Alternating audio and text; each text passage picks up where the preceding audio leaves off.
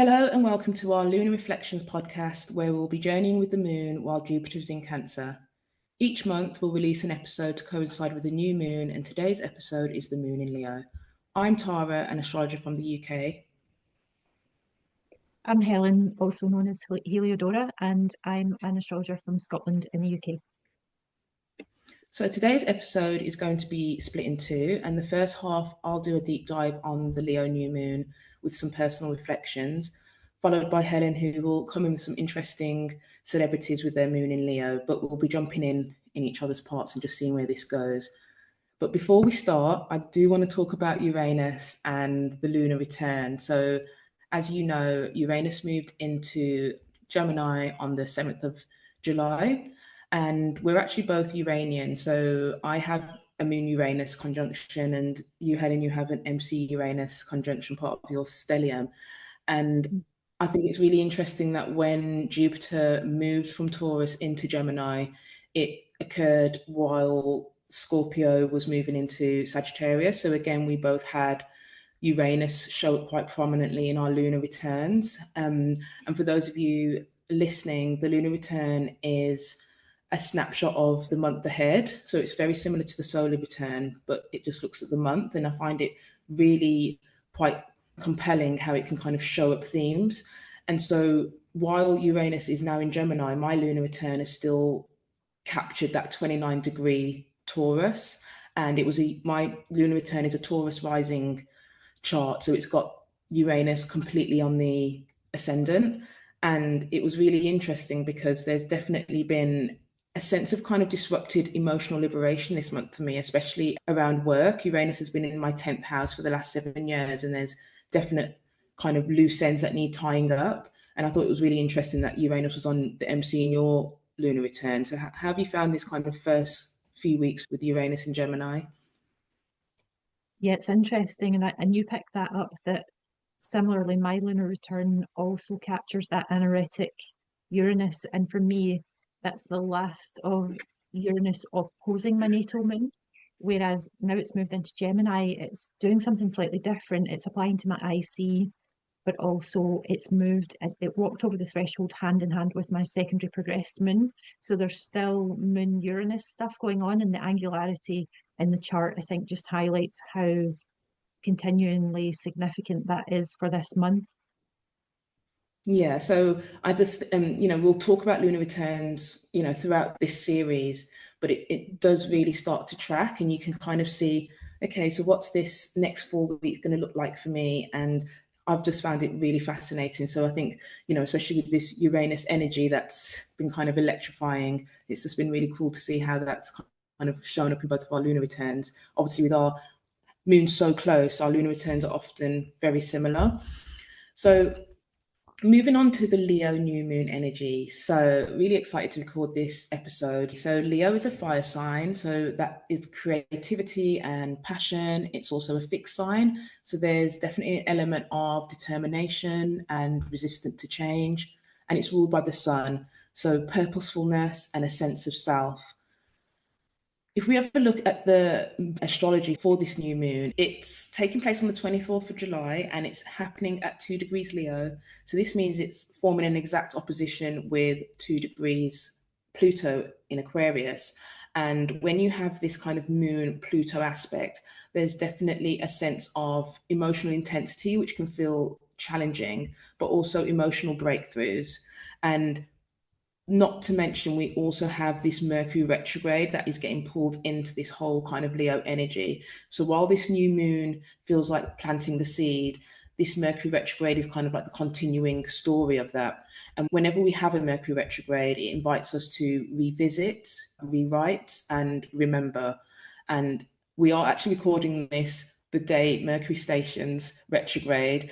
And so it is very difficult to kind of think straight. This is all happening on top of my Mercury. So there's lots of different things going on. But what I really wanted to talk about was how when you're looking at these kind of cycles, they don't happen in isolation. So we've just had this Mars retrograde in Cancer and Leo. So you think back to that time and what was going on for you, because this might also be a continuation. And interestingly for me, I started to think more deeply about my own Leo house when we had Venus retrograde in Leo in 2023. So I almost can see the story starting back then for me.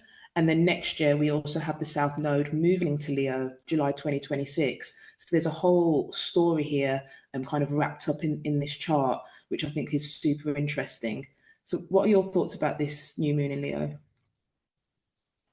Yeah, this is an interesting chart. So when you look at the chart for a lunation, it's often kind of useful to give you that sense of how the energy is manifesting. And I think one of the things, as you said, the opposition with Pluto is really, really striking. But the other thing that it sort of brings in, I think, is the way all of the other outer planets are in this configuration with each other now. So we've got Saturn, Neptune in the early degrees of Aries. We've got Uranus freshly ingressed into the early degrees of Gemini. And they're all forming kind of trines and sextiles, so more harmonious aspects that almost Pluto opposition the new moon is like the backbone of it, if you like. And then all of this kind of these outer planets, if you think of them as representing the energy of the collective, then wherever this is hitting in our chart is sort of plugging us into that time of transition that's happening for us collectively. So it's very interesting. And some of those planets will retrograde back into the previous sign over the coming months. So it may be that we're getting a bit of a taste just now of things to come in future. No, yeah, you made a really good point. I think it's really interesting how it's pulling in all of those outers. And I think it's worth noting, especially because they're kind of freshly ingress, they're all at the beginning of their kind of story, but they kind of are all interwoven together. And I think this is a perfect example of how astrology is so nuanced and you have to kind of layer it to see what's really going on and getting that real story there.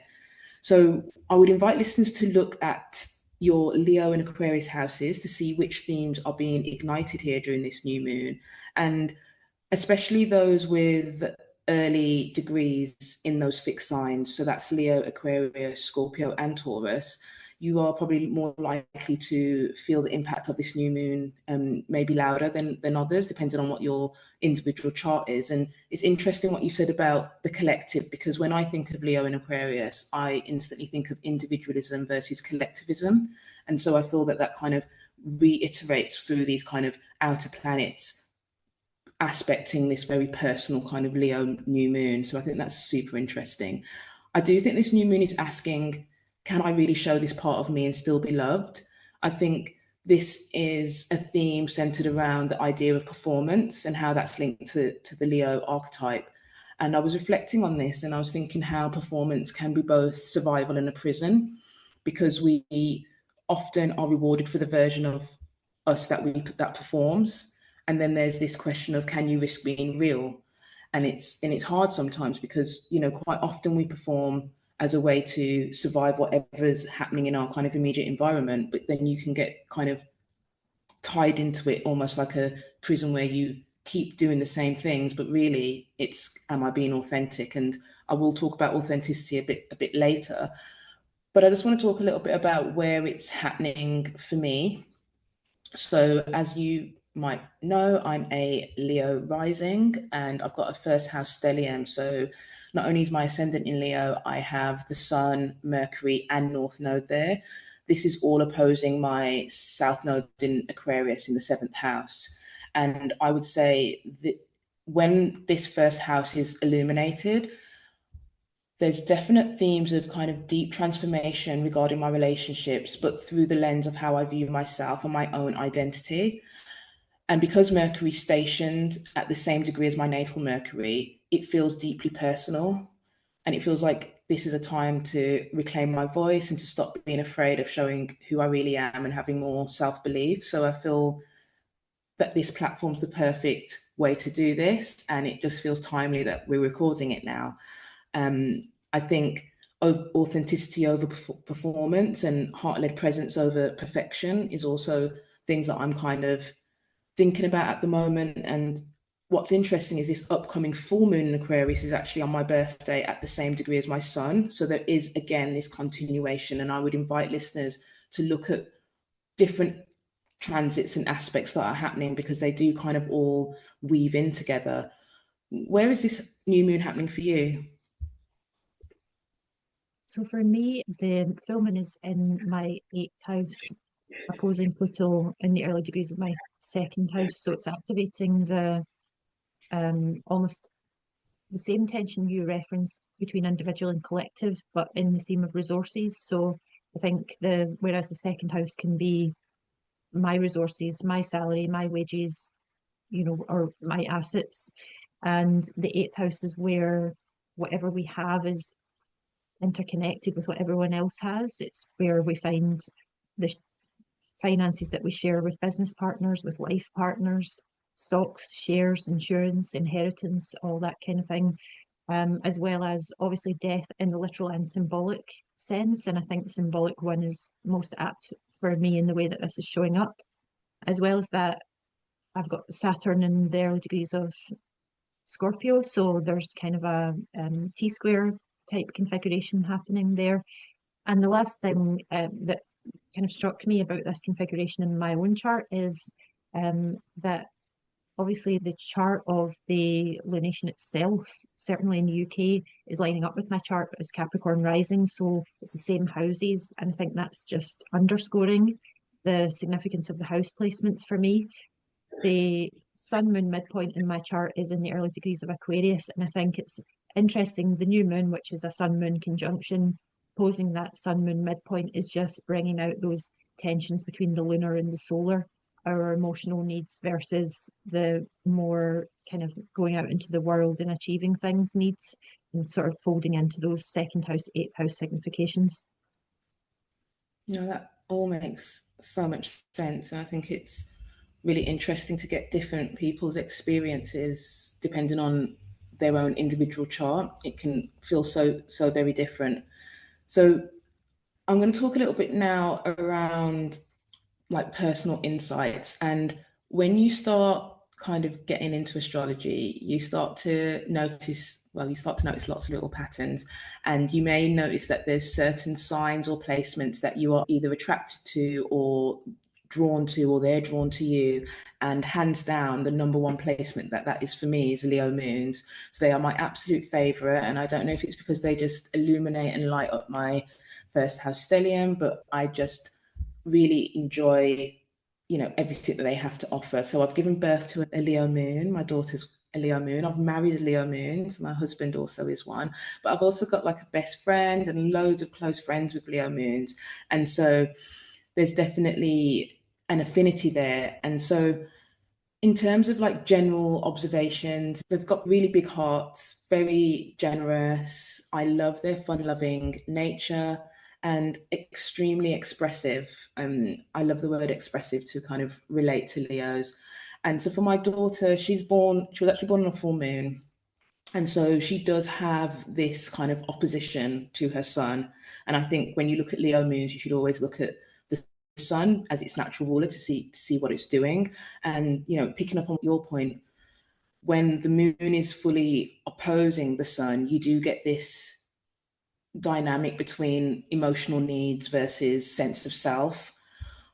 But there's loads of kind of good positive stuff that my daughter's done from a very young age. She's always been interested in acting, performing. She went to dance school at a very young age. She taught herself gymnastics at age 7, and then competed at national level. When she went to university, she joined the cheerleading team. She auditioned to be young Nala in The Lion King and got to Cobb School. So she went up to Sylvia Young and did loads of great stuff there. She's been an extra in films. Like, she's done so much Leo moon stuff, and it's been a joy to kind of parent her. And she's also great with kids. I do find like Leos tend to be very good with kids. So she's always had kids kind of drawn to her. She's done babysitting on the side. And yeah, it's interesting because she actually graduates next week, during her lunar return. And that's really nice. So it'll be lovely to kind of share that experience with her. And then my husband, who is also a Leo rising, has his Leo moon in the first house. So again, it's very different in the sense that he kind of wears his emotions on his sleeve. He would never be able to be a poker player, for example, because it's just right there for everyone to kind of see. And it squares his sun in the 10th house, and it is conjunct Saturn. So there is that kind of sometimes oppressive feel with Saturn right there on top of his moon. And I was reflecting on like the opposition and the square aspect, how they both kind of create tension, but that the square requires action to kind of overcome or resolve, whereas the opposition tends to resolve through relationships. Um, so yeah, I think that's kind of interesting, just looking at that kind of from a personal insight. So we've touched upon it a little bit earlier in terms of like general significations, but I do just want to reiterate and caveat that these general significations heavily rely on or depend upon the house and the aspects and that individual chart.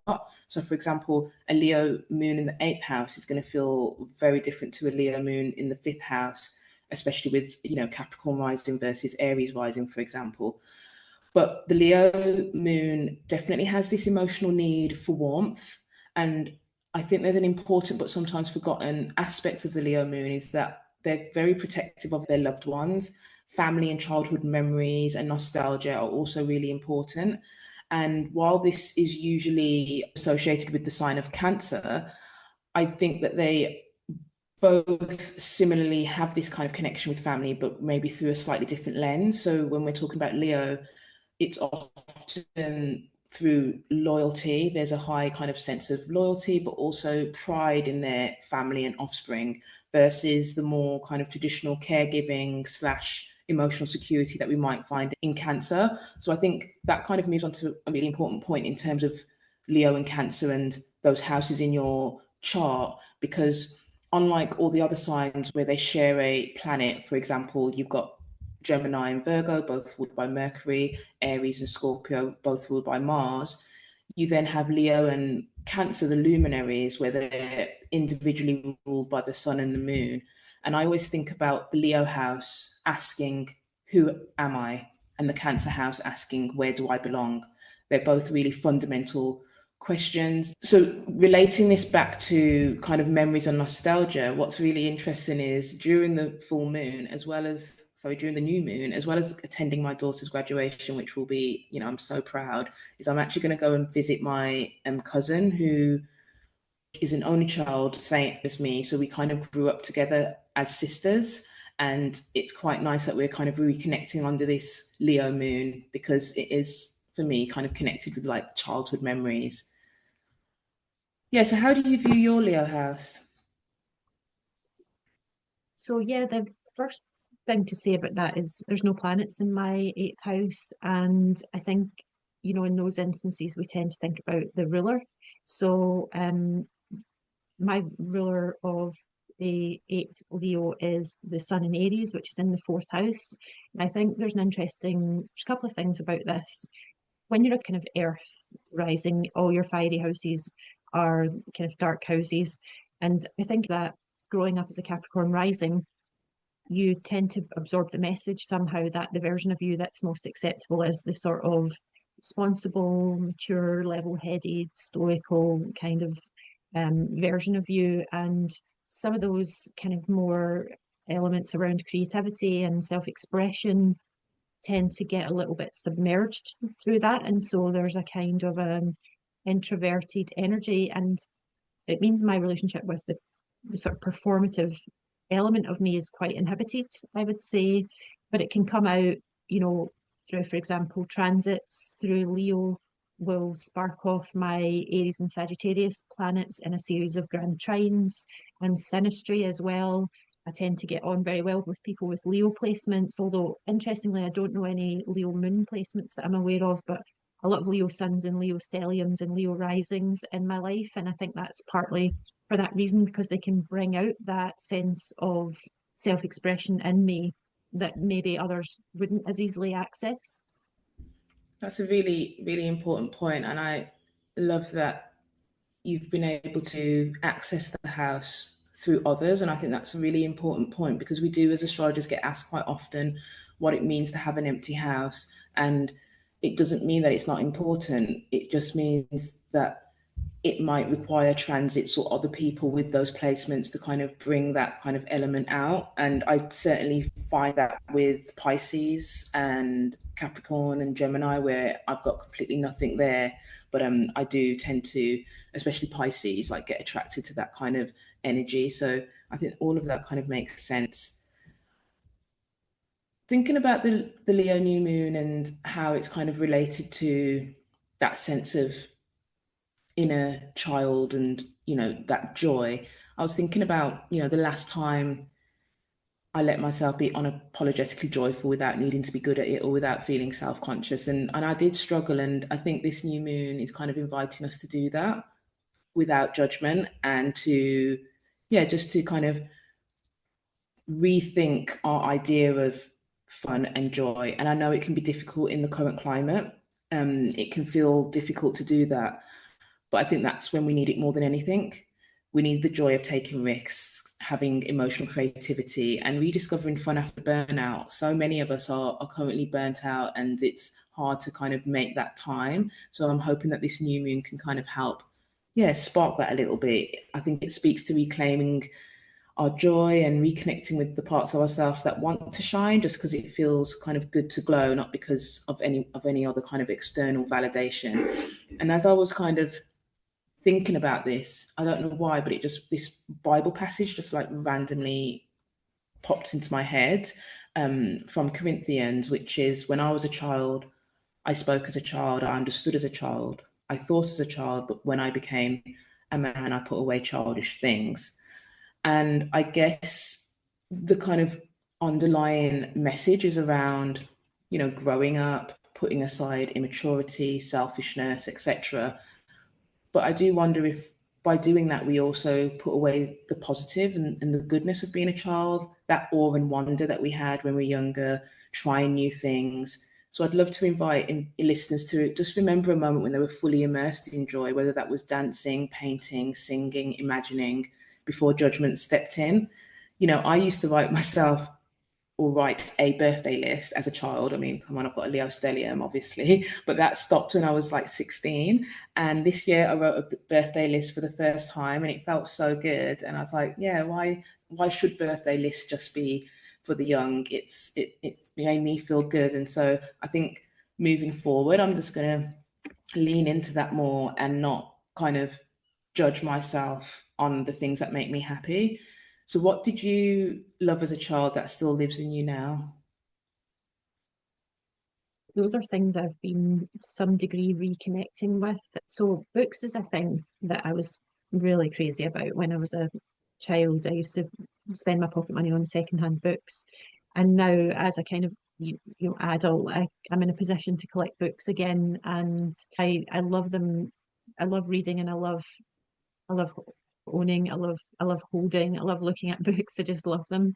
And another one that I recently reconnected with was Lego. When I was a child, I used to have Lego and I used to just be obsessed with building houses. And I think that's my fourth house son, maybe, speaking there. And I had the urge last summer to build a Lego house and I did it. And it was a bit like what you were talking about because it's that self-consciousness and then thinking, well, I'm in my 40s and I was keen for my nephew to grow up, get old enough so that I can play Lego with him. And I thought, my inner child would like to play Lego. Why don't I just buy some Lego? So I played with Lego last year, and I guess the other passions that I had, special interests around archaeology, I rediscovered in my 20s when I went and studied archaeology, and it's maybe more in the background now. And another one, and this is probably an autism spectrum classic, was dinosaurs. I had a huge dinosaur phase where I was obsessed with dinosaurs and knew all their names and things. And that's one where my nephew's already embracing the dinosaurs. And so we get to buy him dinosaur hoodies and dinosaur toys and things like that. So that's fun. Oh, I love that. And yeah, it makes my heart warm when I see, Lego, sorry, has really had this kind of resurgence. And there's lots of adults that are unashamedly, playing with it. And I want to see more of that. So I love that you've been able to pull your nephew in and, yeah, have that connection. So I loved singing as a child. Not that I was any good at it, but and nowadays, I probably occasionally will sing in the car if I'm alone. But yeah, I'd love to like reconnect with that. So don't worry, I'm not going to send you a voice note of my terrible singing. But yeah, I also love playing board games. I was ultra competitive, couldn't cope with losing at all, but I still really enjoyed playing them. But I can't remember the last time I played a board game, so might have a look and see, which ones we've got, and maybe suggest to the family that we kind of get that out. I also loved creative writing. Like, I'd make my own magazines, write my own books, and I just don't have the time now, but I would love to get back into the creative writing element of what I loved as a child. And yeah, I really resonate with what you said about books as well. There's just such a nostalgia of books when certain periods of your life where you remember kind of like certain stories that you would read, or stories that you would read more than once. So yeah, I think, yeah, just invite listeners to think about those things, because they are important, and it's nice to kind of have that balance. So moving on to a really important theme that I think, like I said, it kind of triggered in me during the Leo Venus retrograde in 2023, about this sense of authenticity. And I think the Leo moon does invite us to think around, yeah, our belief in ourselves despite that external critique. And I've talked before about being true to yourself, for you, not anyone else. And I think the Leo moon can teach us to shine for ourselves and not the crowd. And thinking about authenticity, it's weird because I feel that those kind of thoughts were starting to come into my head as I started to kind of realize or recognize that I might be neurodivergent. And this kind of leads into the idea of kind of masking and celebrating uniqueness, because I feel that sometimes with Leo energy, there's a fear of being too much or not enough. And this kind of seeking external validation to rely on self worth is a very complex idea, because when you're neurodivergent, and I was late diagnosed, so I was diagnosed with autism just before Christmas. I'm currently awaiting a ADHD diagnosis. And what that has meant is that I've slowly been unraveling slash unmasking when I didn't even realize that I had been masking. And so there's this idea of, can I really show up authentically, or am I going to continue to mask and fit in these different social situations?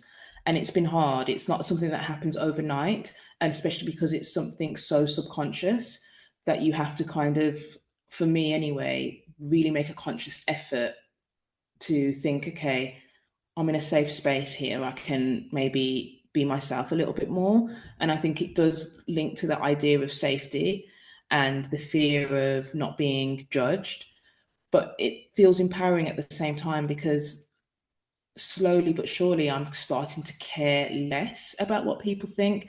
And I do think having a stellium in the first house does lend itself to this kind of hyper awareness of self and self consciousness and this idea of being perceived. And I'm now starting to have this relationship with myself where I'm feeling a bit more, yeah, relaxed and less anxious, because it's so much easier and fulfilling to actually be true to myself. And it means that also I'm making more genuine and authentic connections, and they're more meaningful. How have you found unmasking? Yeah, those are really fantastic reflections. I really loved hearing that. And similarly, for me, I would say it's a gradual and complex process. I think everything you were saying there, and I think what my answer to that kind of highlights just the sheer complexity of the concept of authenticity in a way. It's not a straightforward thing as to say, this is who I really am and this is who I am in social contexts. They're all who we are in different ways. And that what you were saying about the more fulfilling nature of when we're in touch with both, really, and we're not necessarily just suppressing who we are for what's more acceptable, is bringing a kind of congruence between who we feel inside and who we present as outside, that is quite cautious. You know, I think for most of us who are late diagnosed neurodivergent, I am also been diagnosed on the spectrum relatively recently in my 40s. And so there's a sense in which some of the what you might term masking has almost fused with the personality traits. And certainly I don't think I would get an ADHD diagnosis, but I have some traits like most people who are on the spectrum, but some ADHD traits. And some of those, like the very high energy, excitability, and restlessness, are some of the ones that definitely were discouraged when I was kind of younger. And that links with what I was saying about my fiery houses being in the fourth house, eighth house, 12th house triad. But some of my some of my more autistic traits around like being analytical and detail oriented, and a tendency or a preference towards direct communication and honesty have often been seen as quite positive in some contexts, but not in all. So in some social contexts, I realised I have a habit of trying to disguise those traits because sometimes other people find them off-putting or intimidating or whatever it might be. And so the process has been coming to terms with those as strengths and as positive qualities. I didn't invest a lot of time into hiding because it was too difficult to when I was younger, but reconnecting with those more kind of things like excitably expressing joy, it was much more difficult and much more of a process. No, thanks for sharing. I think it's interesting that we're both on this kind of similar journey, and it's not, we're just at the beginning of it, so we're still kind of finding our feet with it. And I would say that obviously masking is a term kind of typically associated with neurodivergence, but I do think everyone to a certain level masks at, in certain situations or feels the need to. So, I'm hoping that this new moon can help kind of reconcile that for some people, especially with that kind of Pluto opposition. It's almost like demanding change on a real deep level. And I just want to kind of finish off this kind of general significations of Leo moons with the Leo moon's emotional need for recognition. I want to use this platform to be able to dispel some of the more kind of typical stereotypes that we have around each of the signs. And, I'm probably more sensitive having a Leo stellium, but there's something around the heartbreak of unacknowledged effort that kind of strikes a chord with me, because for me, there's a difference between negatively seeking attention, whether that's through manipulation or being disruptive, versus feeling seen and heard, which is wanting your experiences to matter. And so I think quite often, because Leos can be performative, they can be expressive, they can be loud, it does often feel like there's this constant need for recognition through external validation. But, deep down, there's just this need to want to feel like we're important too, because the sun shines for all. Every day we get the sunset, we get the sunrise, and the sun doesn't really get anything back. And I think sometimes Leo is the one that needs illuminating rather than always doing the illuminating. So I just want to really make that point in terms of, this seeking attention. If we just change the narrative or the language, it becomes softer. And I think that that's important.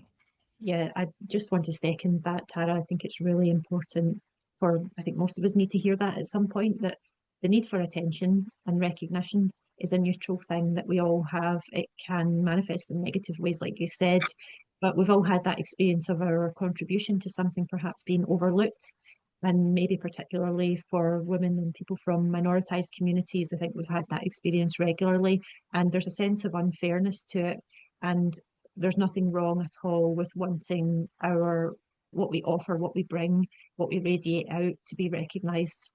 And I think some of that will come through in for this podcast, because I mentioned I don't know anyone with the moon in Leo. This got me to thinking who's in the public domain with the moon in Leo. And so I've had a look through some kind of famous people, and we'll just caveat the whole thing by saying it's not a rigorous study because it's completely biased by the fact that there's often, famous people that I just don't recognise because I haven't taken an interest in whatever they're involved in. But I did identify a lot of famous people with the moon in Leo, and there's a range of absolute household names who I think vast majority of people would recognise, and a few that I found particularly interesting, and I'll dive in a wee bit more deeply to those ones that I found out a little bit more about or already knew about. So household names that I think most people will recognise with their moon in Leo include Julia Roberts, Barbara Streisand, Tom Hanks, Sean Bean, Mark Hamill, Ted Danson, George Michael, Martin Sheen, Hugh Laurie, Ringo Starr, Clint Eastwood, Idris Elba, Jane Fonda, and David Bowie. And for any Trekkies, I just want to throw in Kate Mulgrew and Jonathan Frakes. And I think one of the things really striking about that is the performative element to what all of these people are famous for. There's some musicians there, and there's really a lot of actors with displacement, which makes you think it's not that surprising considering that you need to be a degree of comfortable with the spotlight or even the limelight, and that would probably make your life as a famous person that bit easier.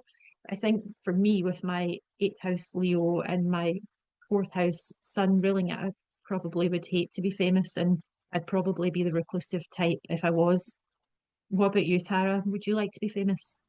Yeah, I mean, I actually can't think of anything worse. And it's interesting because I know on paper, if you looked at my chart, you'd probably think she loves being in the spotlight, she's super comfortable.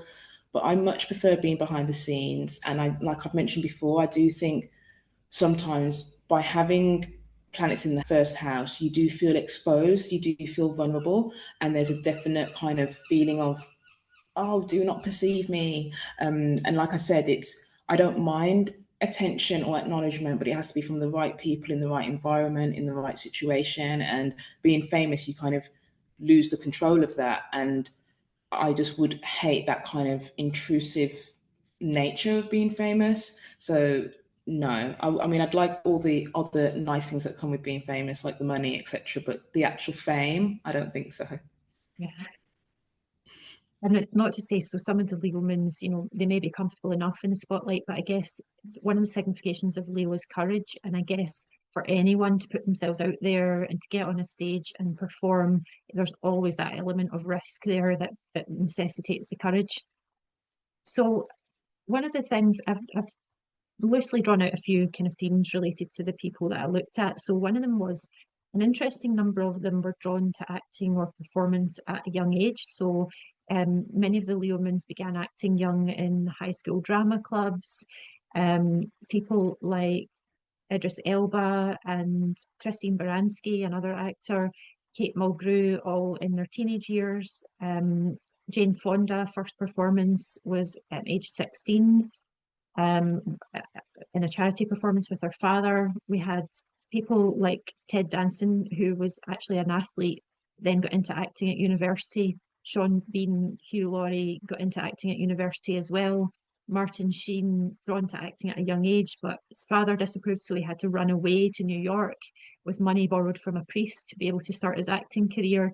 And musicians like George Michael formed his first band at 12, David Bowie at 15, Ringo Starr at age 17, Barbara Streisand starts recording aged 13. And there's this sense of Leo moons being drawn to the spotlight from at quite a young age, at least those that we know of that later become famous.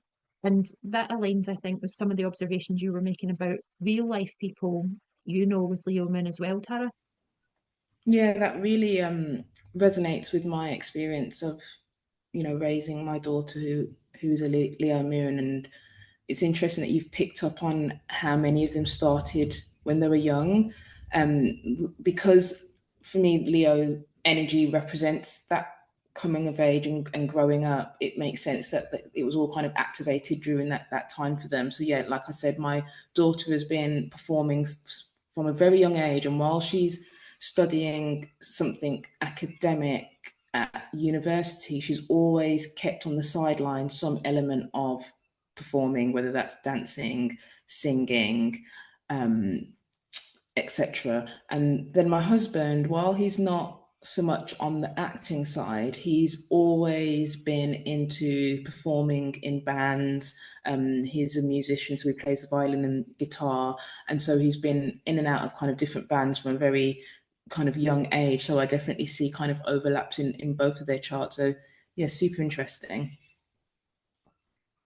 And I think as well that also highlights, that one of the significations people are sometimes associated with Leo and Leo means is dramatic, and there's almost like a negative connotation to that, like, well, don't be so dramatic. But if we think of it in morning show terms as theatrical, I think there's this interesting role that as a culture collectively, we almost worship that role of acting out emotions for the collective, and maybe there's a good reason for that. Maybe it delivers something quite important for the collective, a kind of catharsis, it promotes empathy. It allows us to put ourselves effectively in the shoes of another person, and almost like actors carry something for the collective and have done for millennia since ancient Greece. Yeah, no, I think that's a really important point to make because, again, and this is relating to just the language that we use and the negative connotations that can come with it. I do think dramatic does tend to be seen as a negative connotation, but the word theatrical completely changes that around. And I think even the word expressive also, again, has similar connotations but feels more positive. So I think really good point around that. Yeah, definitely. And I'll introduce the second theme as well, and it's like linked to that point about being in the spotlight.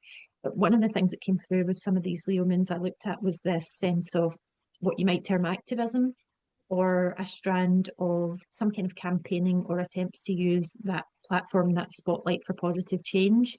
So Jane Fonda's an obvious example of that. She spent a lot of her life devoted to activism, and starting in the Vietnam War when she risked her whole career speaking out against it, through to fast forward her 82nd birthday. With her Uranus return just beginning, she was arrested for protesting yet again. And so there's that sense of, with that attention comes great responsibility. And a couple of quotes from Jane Fonda I thought were really Leo Moon-esque include: "Success begins with self-acceptance and the courage to be yourself. And true strength comes from vulnerability and authenticity." And that links with what you were talking about earlier, Tara, around authenticity. Yeah, really good quotes. I think courage is another kind of key word because I think there's a misconception that Leos are, naturally confident, which we are to a certain degree, but there is also, stuff happening underneath. And I think courage is not the absence of fear, it's doing something despite it. And I think that is definitely something that I see kind of time and time again with Leos. 100%. And one of the others on that vein was actor Idris Elba, who's a phenomenally successful British actor, also with the Moon in Leo. And there's numerous examples of him, quite in a kind of understated, modest way, but he's, for example, spoken to Parliament about representation on screen, and he's done a lot of community work in London as well. And another couple of interesting things about Idris Elba that highlight these themes as well include that he is actually also a musician, DJ, and producer. So he's got like musical talent as well. And there's that creativity dimension that you were talking about, Tara. And I'll preface this by saying that the chart I'm looking at for Idris Elba is actually C rated because he has quoted a birth time from his mother as being in the morning. And it's sort of rectified from there, which means that we think that a Libra rising chart would make sense because his Leo moon would then be in the 11th house, but also it would give him Venus in the 10th house in Cancer, which would make a lot of sense in terms of his kind of iconic status as being, very, I think the Astro Data Bank puts it, appearance gorgeous. And so there's that sense of like the traits lining up. And if you look at some of his transits, so he got discovered and started working with a youth theatre in London when he was about 18, when Jupiter was in Cancer, which would be his 10th house. Then in 2001 to 2002, he moved to America and started acting in the hugely famous TV show The Wire. Again, Jupiter was in Cancer around that time. And even in 2013, around when Jupiter was in Cancer, the film Mandela came out, which must have been in some ways a career high point for Idris Elba because he played this internationally revered political icon. Yeah, all really good points. And I just want to say thank you for choosing Idris Elba as one of your celebrities because, I mean, like most women, huge crush on him, but he's also a great actor. Love him in Luther. Really good points. And I think what's really interesting is that while his moon is conjunct Mercury, is out of sign, but it's still conjunct. And Sue Tompkins talks about the moon Mercury aspect as being good at performing and building a rapport with the audience. And we know that he does definitely have that. And while he doesn't have a moon Venus aspect, you've mentioned obviously he's got this chart ruler, Venus in Cancer in the 10th house. So there's still that similar vibe. And I was thinking about when you have Moon Venus in any kind of aspect or kind of rulership, there is this link to the feminine, and he does have a huge female fan base. And did a bit of digging, and he was voted sexiest man alive in November 2018. And then I quickly looked at his transits, and that was when the North Node was conjunct his 10th house Venus. So that all kind of fits and tracks with all the different things that you've said in terms of him being a Libra rising. And I think it's really interesting that he's a self-confessed, private person, and you're going to make that link in a bit as well. Yeah, absolutely. And I'll introduce the sort of third person that I went into any depth on, which was David Bowie. And so arguably, you could say activism in the sense that David Bowie absolutely challenged the societal norms in his era, really famously, very influentially. He did this through creative and courageous performance, including dress and lyrics. And this is often thought of in terms of his Aquarius rising, which we do know from a double A rated chart. But to some degree, for our purposes today, I thought it was really interesting to look at his Leo moon right on the descendant together with his ascendant rulers, Saturn and Pluto as well. So there's a stellium there. And as a side point as well, when I was uncovering this, I remembered one of the things that always stuck in my mind about David Bowie was when you hear him talking about his wife in interviews, he speaks with absolute devotion, 100% devotion. It's clear that he worshipped his wife and was totally consistent about that for the rest of his life. And when I looked into his wife was called Imam Abdul Majid, and when you look at her chart, she had a Sun, Jupiter, Mars stellium, and also in the first decan of Leo. So those two stelliums must have been this absolutely magnetic attraction between the two, which is really quite beautiful. And David Bowie also illustrates that point about the kind of privacy, which I'll come on to talk about in a moment. Yeah, some really good points there. And when I was looking at his chart, I got immediately drawn to that Moon, Saturn, Pluto, because you've also got the chart, Saturn's the chart ruler. So I was thinking about how the moon often represents mother or mother figure, and his relationship with his own mother was complex and often strained. And that makes sense given that Pluto and Saturn is essentially around kind of control and power. I think I read that she gatecrashed his first wedding after she wasn't invited. So there's all of this kind of stuff going underneath as well. So yeah, really, really, really interesting stuff. Thanks. And linking to some of that as well, this last one's not so much a theme as like a pattern that emerged, but I looked in these three charts kind of in more detail and thought about them in relation to the Leo moon. All of those Leo moons, it turns out, are ruled by a sun placed in the 12th whole sign house. And there's a really nice contrast there between sort of the 12th house is a place of introspection or isolation or a need for solitude versus the sort of more ego driven associations of the Leo moon. I think that adds to a lot of the depth of all of these people, that they've all got quite a lot of, none of them are the type of person to just chase fame or validation in its own right. I think they all strike me like they've got a bit more of a complex relationship with external validation and with fame, and a bit more of a thoughtful, reflective stance as well, adding to quite a degree of depth. What's your thoughts around those themes? I mean, I got super excited when, we realized that they all had that in common. And I think you're right. It's interesting how, especially David Bowie and Idris Elba, very, very private kind of people, they choose to, only show so much of themselves. And so it feels like, although the rest of their chart kind of speaks to that introspection, that Leo moon is kind of what's kind of buoying them up in terms of, well, what can I spotlight and what can I actually illuminate? And I love that they've kind of got that duality going on. I think, especially David Bowie, he was generally regarded as one of the most influential musicians of all time. But I love what you said about how in love with his wife he was, because it makes sense. I feel like Leo moons really love you to the moon and back. He was fiercely private of his family, and obviously you've got that moon Pluto, but you've also got that, like you said, that 12th house stellium, and he chose to keep even his death a secret. So I think he kept it from almost everyone apart from very, very close family and friends. So there's definitely that interesting theme there, and the same with Idris Elba.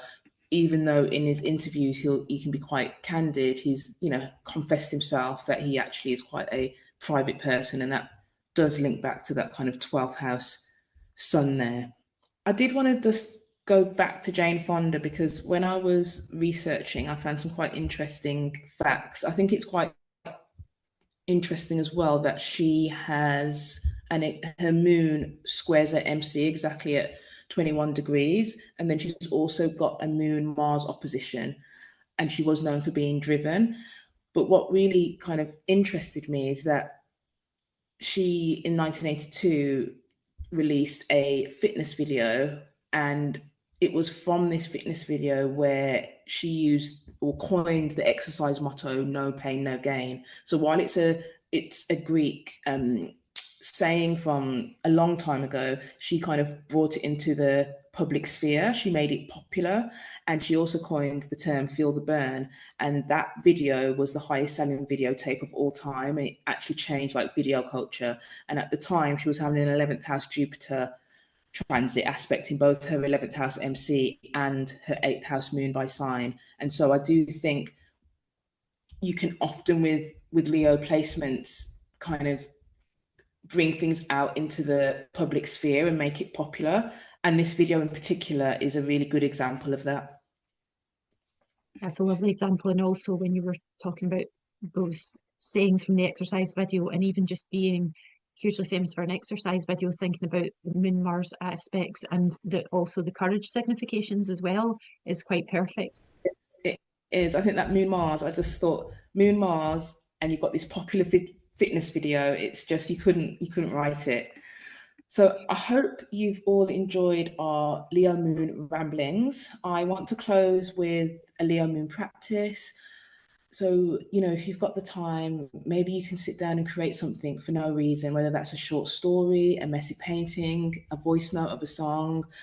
I think writing yourself a praise letter would be beautiful. And this could either be from your future self or from your inner child, or even to your inner child. It's certainly something that I'll be looking to do. And I hope you all have like an amazing new moon. And I'm looking forward to connecting with you all again soon.